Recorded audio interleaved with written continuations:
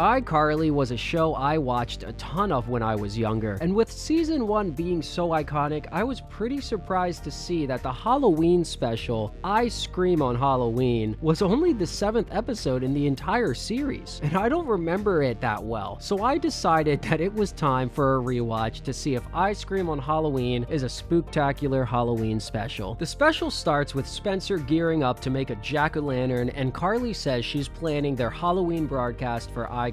I don't know, maybe you should have planned that a little bit earlier if it's happening tonight? I don't know. She notices a letter for apartment 13B is in their apartment, and Spencer tells Carly to take it to the doorman Lubert. Carly refuses because she's grossed out by Lubert and says he has a big wart, but she ends up going to give the letter to him anyway. On her way there, she hears Freddy fighting with his mom and waits for him to come out of his apartment. She then laughs in his face at his witch costume, which, to be honest, it's a sick costume. It's actually pretty dope. There was a lot of effort put into it, but then again, witches are usually feminine, so it is kind of funny that he is a witch and not, say, a wizard, perhaps? Freddy promised his mom that he'd wear it on iCarly, which he's the cameraman. No one would know if he's actually wearing it. He could just take it off. And then Carly ropes Freddy into taking the letter to Lubert with her. Meanwhile, Sacco is sending the pumpkin up in the elevator for Spencer to carve, and Spencer realizes that it's a giant, massive fucking pumpkin, and his small carver is no match for the pumpkin. Also, it must have been expensive. Did Sacco not charge him? Does Spencer not look at his charges and know how much he spent on it? I don't get it. Cut to the non-spooky intro. I'm a little let down by that. They could have had some lightning going off. They could have had some bats or spider webs on the screen. Anything. It would have been a simple change that would have added a lot of atmosphere. Down in the lobby, Carly and Freddy drop the letter off to Lubert, and Lubert accuses Freddy of making fun of him because he's wearing a fake wart. Freddy, his culture is not a costume. Let's get one thing straight, buddy. Carly asks Lubert to give the letter to apartment 13B, and Lubert says that no one's lived there for 15 years, and that it's been abandoned because it's haunted. He then fucks off somewhere. I don't know where he goes. An old lady walks into the lobby, and the kids try to hassle her about apartment 13B, and this is actually Muriel from Sweet Life of Zack and Cody, which I was gassed to see her pop up here. She doesn't end up hearing them, and they just stop asking her and let her leave. Sam walks into the lobby and then sees Freddy in his costume,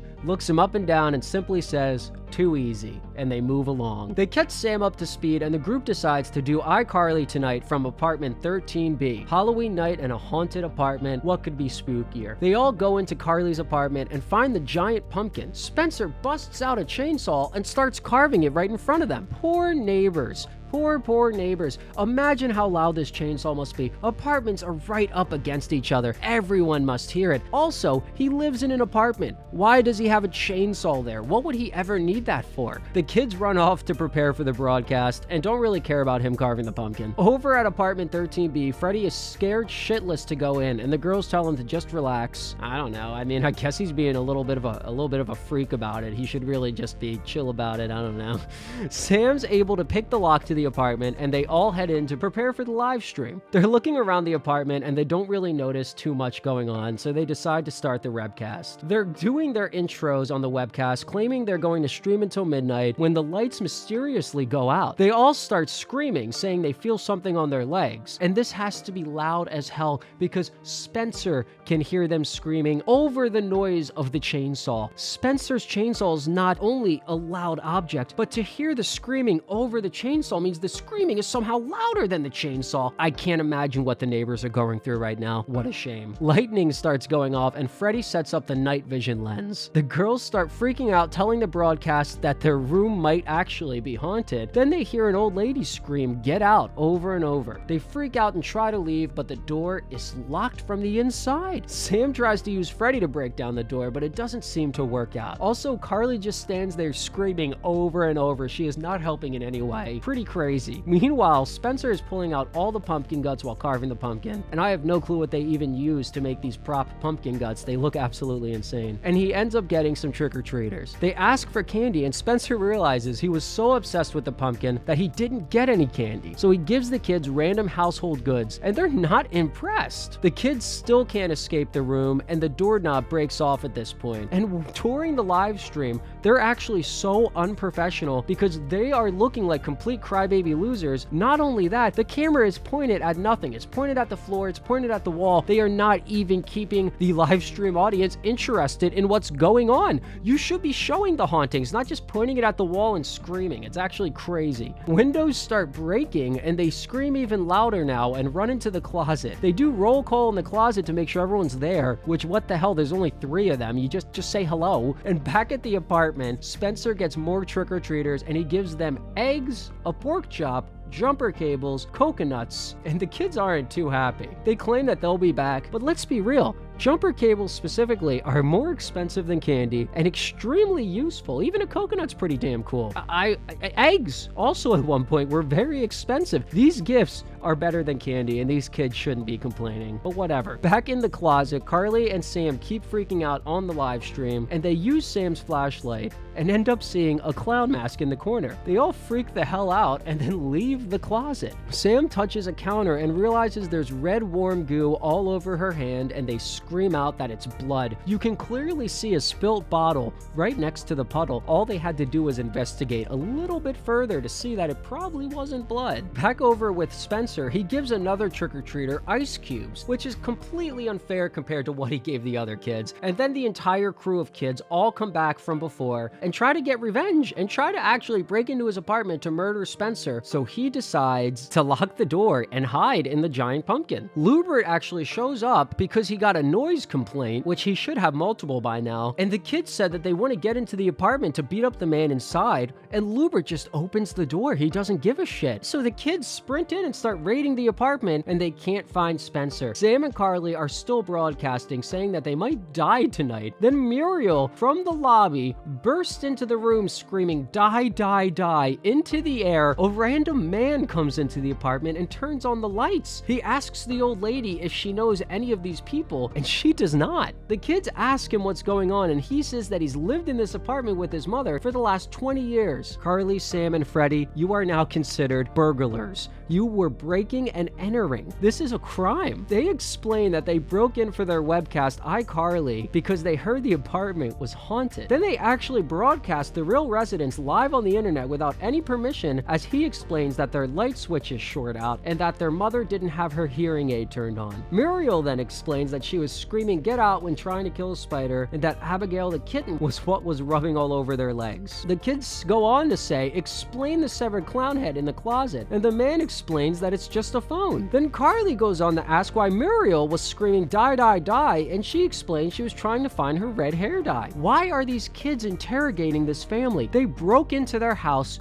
did a live stream without permission, and now are interrogating them. This has to be multiple crimes. This is ridiculous. The kids end up apologizing for coming in without permission. Then Freddie asks why Lubert said no one lived here. He shows up out of nowhere and says it's because he's a jerk, then fucks off again. That's crazy. Back at the regular apartment, the kids are still hunting for Spencer when his phone goes off in the pumpkin. He actually answers the call, which what? And the kids find him right away. They push the pumpkin into the elevator and roll it through the lobby. They tell Lubert they're going to roll him into the ocean, and they just push him into traffic instead. They don't live near an ocean in Seattle, Washington. I don't believe. I don't know the area too well. I don't think there's an ocean there. Carly and Sam finish the broadcast from their room and give their outro as Spencer walks in covered in pumpkin guts. He tells the viewers never forget to buy candy on Halloween, and the credits start to roll. So after watching it again 17 years later, I think iScream for Halloween is a good Halloween special. For starters, I found the entire segment where they reveal what the real hauntings were in the apartment 13B to be extremely funny. I really liked that part. And they low-key borrow the setup of this episode's plot from Ghost of Sweet 613 from Sweet Life of Zack and Cody, which is funny because Muriel is even in both of those specials. However, I do appreciate that this special went in its own direction, while Ghost of Sweet 613's ending implies that the ghost is actually real. iScream on Halloween simply ends with Carly, Sam, and Freddie becoming home invaders, which is much spookier. And more on that. I love that instead of there being a ghost, the apartment Carly, Sam, and Freddie are simply breaking into and entering into someone else's home. But that's not even enough. The kids then feel the need to interrogate the people whose home they invaded. They broke into their home, then give a full-on interrogation, forcing the residents to explain why their house isn't haunted. They should have left the second they knew what happened. Another thing that's wild, Carly and crew live in Seattle, which is in Washington, and Washington does have some semblance of stand your ground law. So they're lucky Muriel didn't come out packing heat and spraying from the hip. I'm just saying, these kids gotta be more careful. Additionally, remember when Carly and Freddie tried giving Lubert the letter for apartment 13B and he said no one's lived there? Well, that's technically a felony because he was keeping mail from getting delivered to that family. Who knows how many letters didn't get delivered? Because of him, they could have crippling debt from unpaid bills they don't even know about. It's crazy. And as far as Halloween levels in the special go, I feel like they were pretty spot on. There was trick-or-treating, breaking and entering, assault with perhaps attempted murder from the kids when they pushed Spencer into the street, pumpkin carving, and even a good old-fashioned fake haunting. The special captured the spirit of Halloween and does a good job as far as getting me in the spooky mood. And I do appreciate that it's a bit of a rift of sweet 613, but still manages to go in its own direction as well. I think iScream on Halloween was a nice little special that I definitely think is worth throwing on around Halloween to help you get into the spooky spirit. In fact, watching shows like this is really bringing me back to Halloweens of my childhood, and it's making me just petrified with fear at how fast time is moving. But enough of me yapping. What do you think? Is this a special you used to watch every Halloween when you were younger? Or is this the first you heard of it? Let me know what you thought in the comment and let's duke it out. If you stuck around this long, maybe check out my other videos and consider subscribing. It'll push me towards a better life and would really mean a lot. Alright, thanks for listening.